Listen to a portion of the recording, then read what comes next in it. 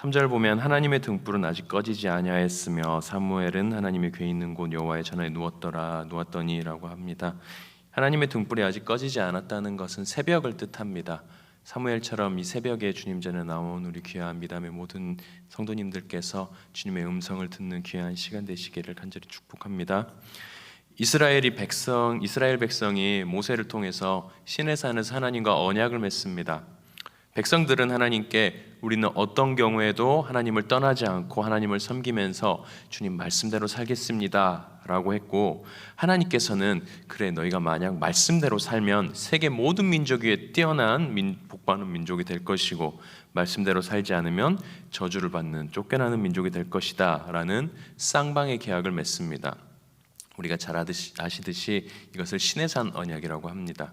이 언약 이후로 이스라엘 백성에게 여호와의 말씀이라는 것은 민족에 처한 모든 상황과 앞으로의 미래를 담보하는 가장 큰 가치, 민족의 어떤 이 생존을 좌우하는 가장 큰 가치가 되었습니다.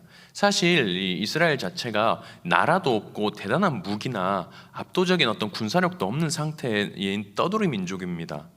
이집트나 가나안의 강한 나라들을 이길 수 없는 상황임에도 불구하고 그들을 이기고 번성할 수 있었던 것은 이스라엘에게 하나님의 말씀이라는 강력한 무기가 있었기 때문입니다.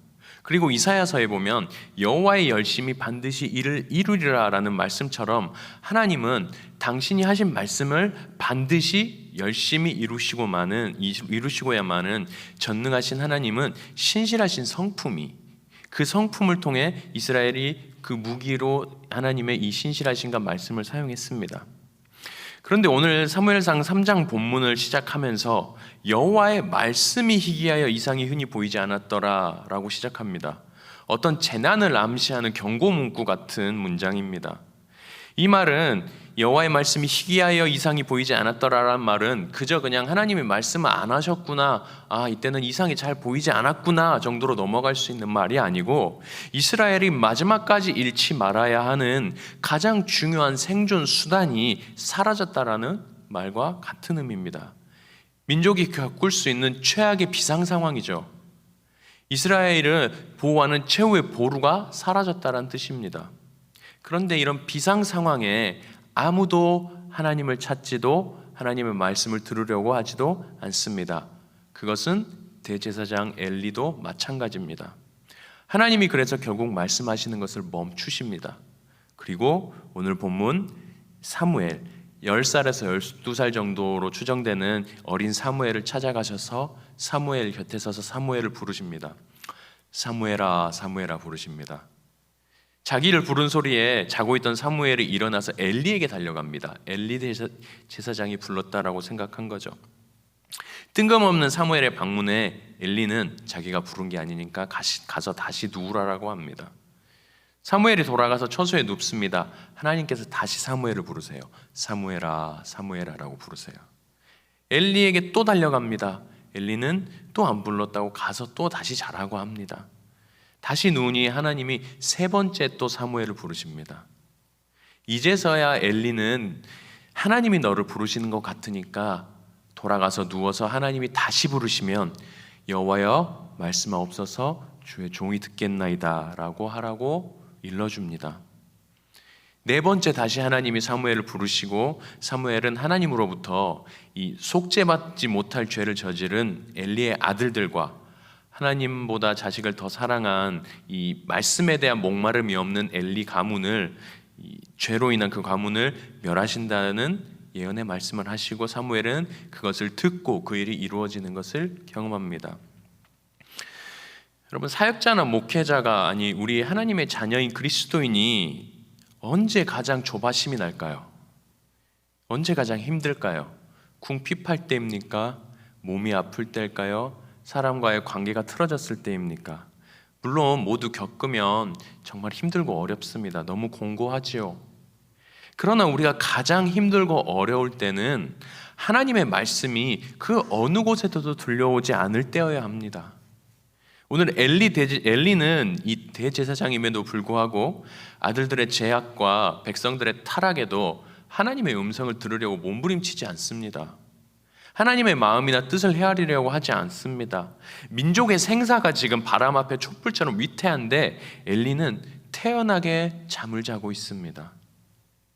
하나님의 음성을 자신의 음성이라고 생각하고 달려온 사무엘을 보고 너도 가서 다시 누우라라고 얘기합니다. 지금 잠이 오는 상황이 아니죠. 하나님의 말씀이 들리지 않고 자기 아들들이 하나님의 예배를 멸시하고 무너지는 것을 보고 있음에도 불구하고 엘리는 잠을 자고 있습니다. 여러분, 우리가 당장 내일 어려운 일 닥치면 잠이 옵니까?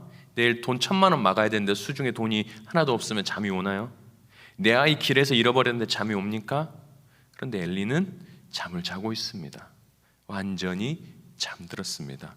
하나님과의 관계는 비상인데 엘리의 삶이 그냥저냥 사라지니까 잠을 잘 수 있습니다.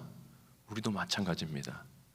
하나님과의 관계가 비상 상황인데 우리의 삶이 그냥저냥 사라지니까 하나님을 찾지 않고 하루하루 그냥 살아가는 경우가 굉장히 많습니다. 그러나 어린 사무엘은 하나님의 부르심에 민첩하게 반응합니다.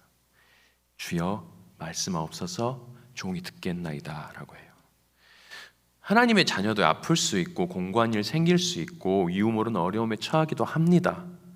그런데 그 고통스러운 시간 속에 우리에게 먼저 필요한 것은 언제나 한 줄기 빛 같은 하나님의 말씀입니다. 시편 119편의 주의 말씀은 내 발의 등이요 내 길의 빛이니이다 라고 말합니다. 우리에게 필요한 것은 어떤 일이 내게 닥쳤을 때에 그것을 이겨내는 어떤 능력이나 혹은 그 일이 내게 닥쳐도 내게 살만하니까 그것을 눌러 뭉개고 무시하는 그런 안이함이 아니라 내게 어떤 일이 닥쳤을 때에 어린 사무엘처럼 주님 주여 말씀하소서 주의 종이 듣겠나이다 라고 하는 겸손함과 하나님의 말씀에 대한 갈급함입니다. 사실 우리가 아무도 돕지 않고 아무도 내 어려움을 신경 쓰지 않을 때에 내가 일어날 수 없는 희망이 보이지 않을 때에 우리는 비로소 사실 하나님을 찾게 됩니다. 그때 하나님 이렇게 말씀하시죠. 나의 사랑, 나의 어여쁜 자야 일어나 함께 가자라고 말씀하세요. 또 내가 너의 앉고 일어섬과 모든 길과 눕는 것과 행위와 말까지 너의 생각까지도 잘한다고 시편에 말씀하십니다. 예레미야선 이렇게 말씀하십니다. 너희를 향한 나의 생각은 내가 하나니 평안이 아니요 재앙이 아니요 미래와 희망을 주려는 것이라. 두려워 말라 내가 너와 함께함이라. 놀라지 말라 난 내 하나님이라. 여러분, 중요한 건 하나님의 말씀입니다. 우리 가운데 어떤 일이 생겼을 때에 뭔가 내 삶이 뭔가 풀어지지 않을 때에 그럼에도 불구하고 내 삶이 그냥 흘러가는데도 내 안에 어떤 위기감도 느껴지지 않을 때에 우리는 하나님의 말씀을 듣기 위해 몸부림쳐야 됩니다. 말씀을 달라고 사실 주님 바짓가랑이 잡고 늘어져야 합니다. 그러면 무슨 수가 나도 납니다. 기도하면서 주님 말씀 들으면서 예배를 통해 주어지는 말씀을 통해서 내 삶을 내 내면을 살펴보고 내 주변 환경을 살펴보면서 우리가 생각하는 내 앞에 닥쳐져 있는 모든 문제들을 하나하나 해결해 나아가야 합니다. 오늘 엘리는 그 열심이 없었습니다. 결국 엘리는 블레셋에 의해서 가문이 멸망당합니다. 그런데 사무엘은 달랐습니다. 사무엘은 어려움이 생기면 기도하고요. 블레셋이 쳐들어왔을 때에 미스바에 온 백성을 모아서 하나님 앞에서 회개하고 하나님의 말씀을 듣기 위해서 무릎 꿇습니다. 그때 하나님이 일하셨습니다. 오늘 우리 미담의 모든 지체들께서도 하나님의 말씀 붙잡고 살아가시는 귀한 성도님들 되시기를 소망합니다. 주님의 마음을 알고 주님의 일하심을 삶으로 경험하는 우리 귀한 지체들 되시길, 사무엘과 같은 하나님의 말씀에 갈급함이 있는 그런 지체들 되시길 주님의 이름으로 축복합니다.